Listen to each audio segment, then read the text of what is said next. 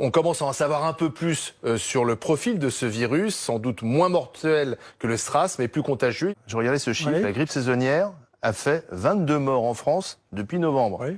Là, nous, on parle de 4 cas. Oui. Heureusement, ces 4 personnes sont en vie, même si 2 sont en réanimation. Donc voilà, il y a quand même la grippe, là, celle qu'on a chaque année, elle a déjà fait 22 morts en France. C'est que justement, nous avons su nous protéger de cette épidémie malgré l'ouverture des frontières, malgré cette mondialisation. Et qu'on peut le faire quand on le décide, quand on prend des mesures sanitaires pures. Quand on regarde d'une façon rationnelle les chiffres, finalement, il y a très peu de victimes à l'échelle de la population chinoise et les choses semblent être, pour le moment en tout cas, en ce qui concerne le territoire français, plutôt sous contrôle. Alors c'est le paradoxe de cette histoire, c'est que ce sont les Chinois qui manquent de masques et pas les Français. Absolument. Exactement. Voilà, c'est le contraire. Moi je pense qu'avoir autorisé le match Lyon-Turin, c'est une bonne chose. Mais quand on vient que de Turin, puis qu'après on retourne à Turin, il y a un risque qui n'est pas nul.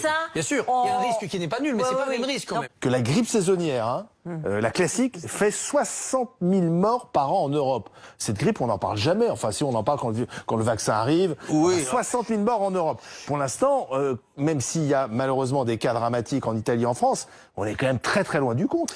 Si chacun change son comportement, se laver les mains, faire attention à tousser dans son coude, ne pas s'embrasser, on est plus efficace que d'interdire un match ou un événement.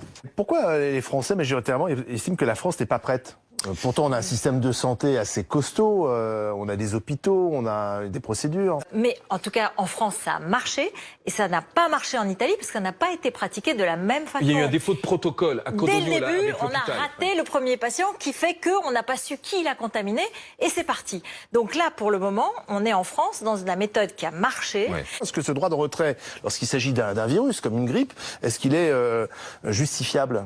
En réalité, il n'y aura plus vraiment de mesures de confinement, il n'y aura pas forcément d'écoles fermées, il n'y aura pas forcément de trains fermés. Il ne faut pas imaginer, et c'est très important aussi sur cette idée de lutter contre la peur aussi, il ne faut pas imaginer que le stade 3 soit un moment où la France va s'arrêter. Eh bien, non. On va en parler.